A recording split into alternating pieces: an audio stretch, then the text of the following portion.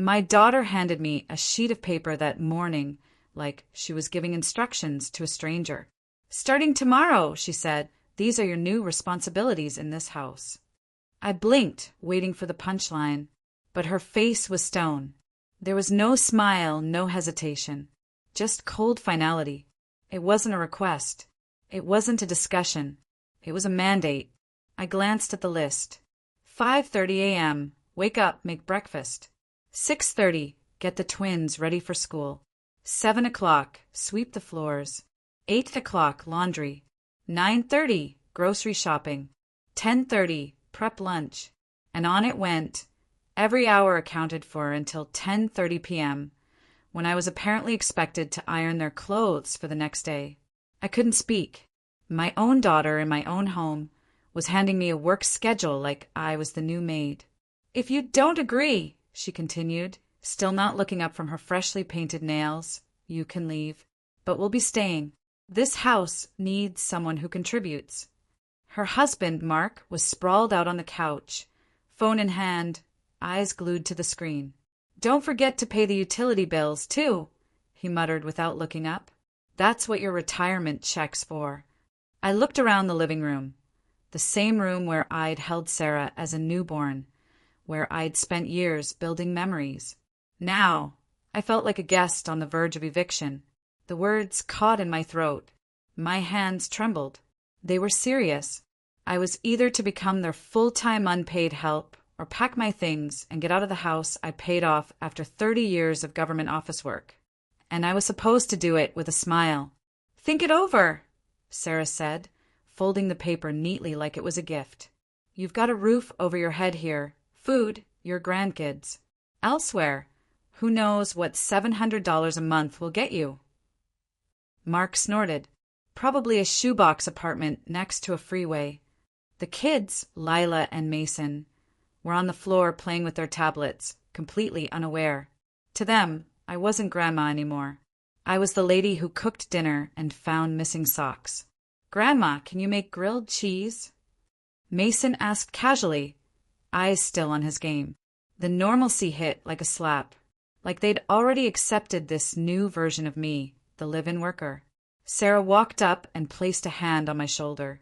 "It's not that we don't care," she said in that syrupy tone she used when manipulating people. "This setup just makes sense. We all need structure. You'll feel more useful." Useful. 40 years I spent waking before sunrise, commuting across the city, raising a child by myself when her father left. I bought this house brick by brick, paycheck by paycheck, and now I was being offered structure. "You don't work," Mark added lazily, "so this balances things out." I stood there, silent, drowning in a tide of disbelief. How did I end up here? When did being a mother become a job application? I glanced back at the crumpled paper in my hand. My name wasn't on it, but it might as well have been stamped property of Sarah and Mark. The next morning, I woke to the sound of my own alarm, not because I had plans, but because the schedule Sarah gave me said 5:30 a.m. Wake up.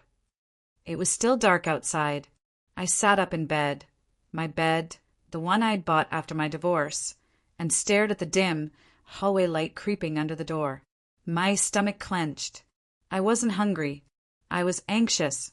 Downstairs, the kitchen was already buzzing, the refrigerator humming, the dishwasher's blinking light from the night before still flashing. I hadn't noticed they hadn't run it. I opened the fridge. 1 beer. A container of takeout no one wanted yesterday. 2 eggs. No milk. The groceries I had bought last Friday were already gone. Mostly snacks and expensive cereal the kids liked. I started scrambling the eggs, praying no one asked for anything more.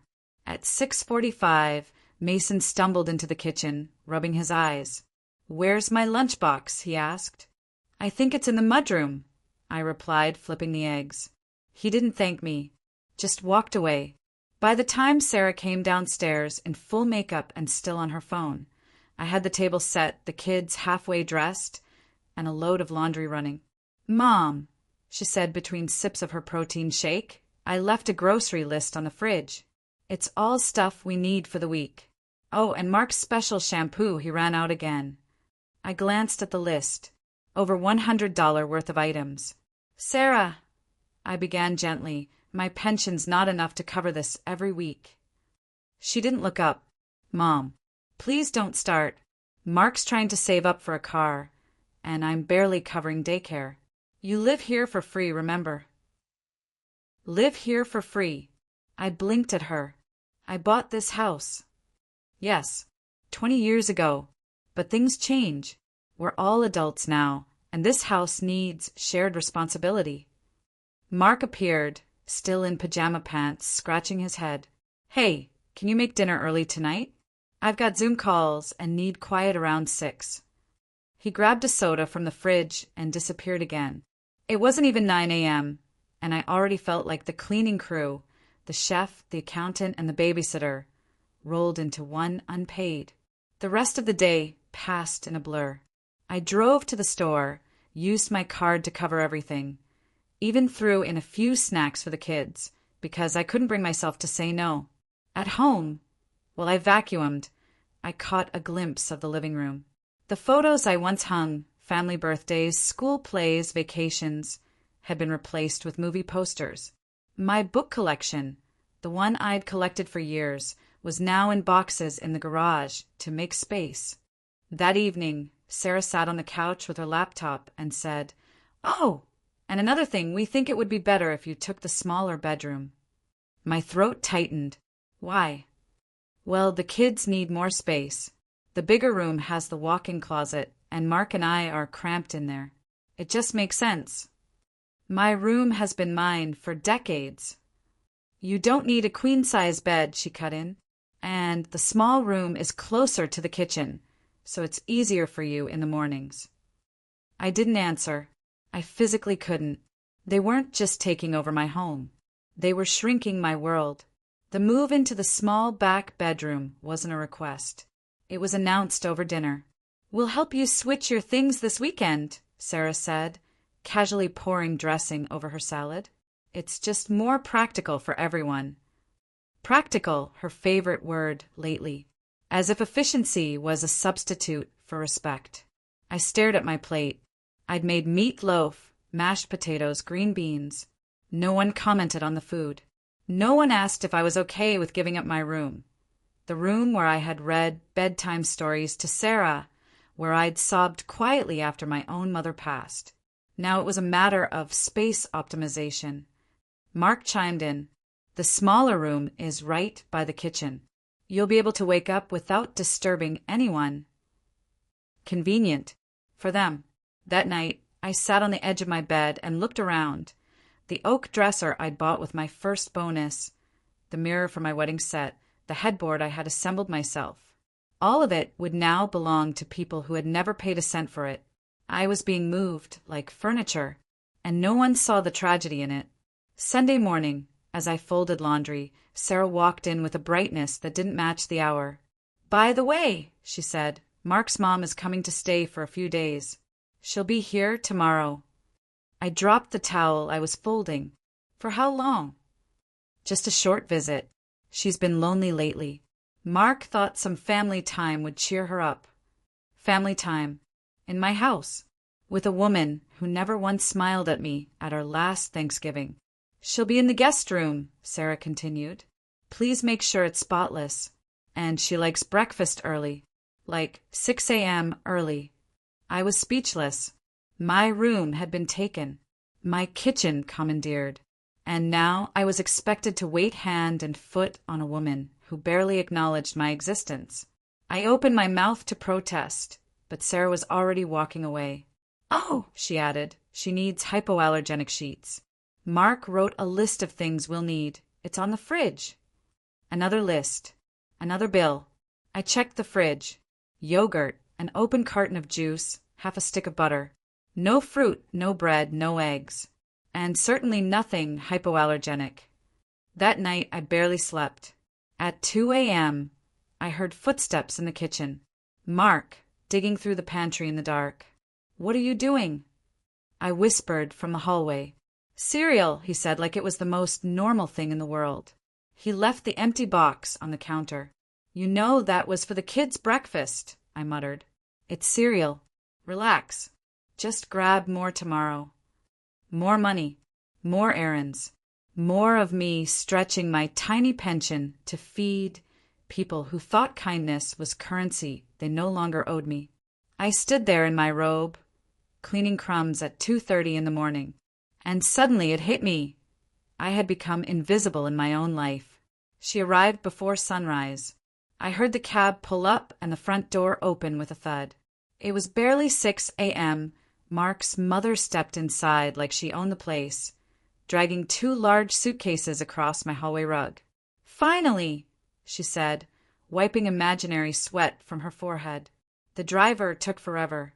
I need tea, with lemon, and not too hot, it upsets my stomach.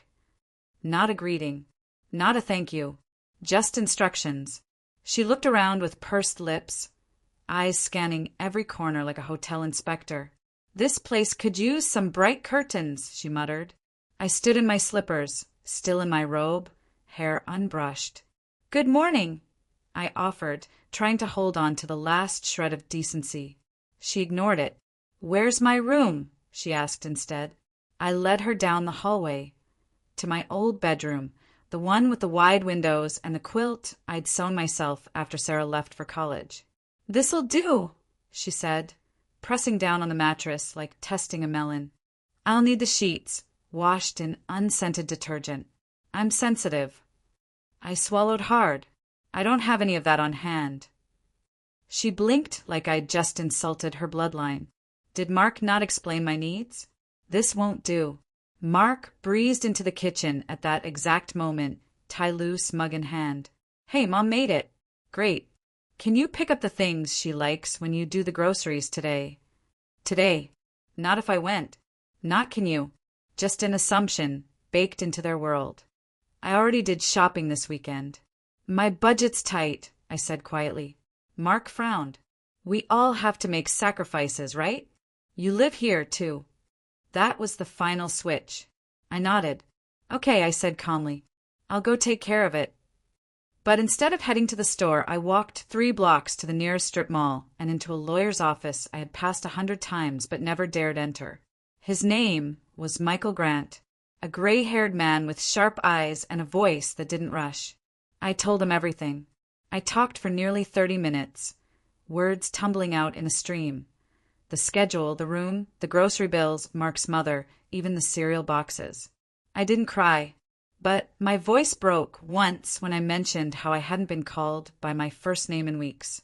He listened, took notes, and then he leaned back and said, "This is elder financial abuse, and if what you're saying is accurate, you've got more power than you realize."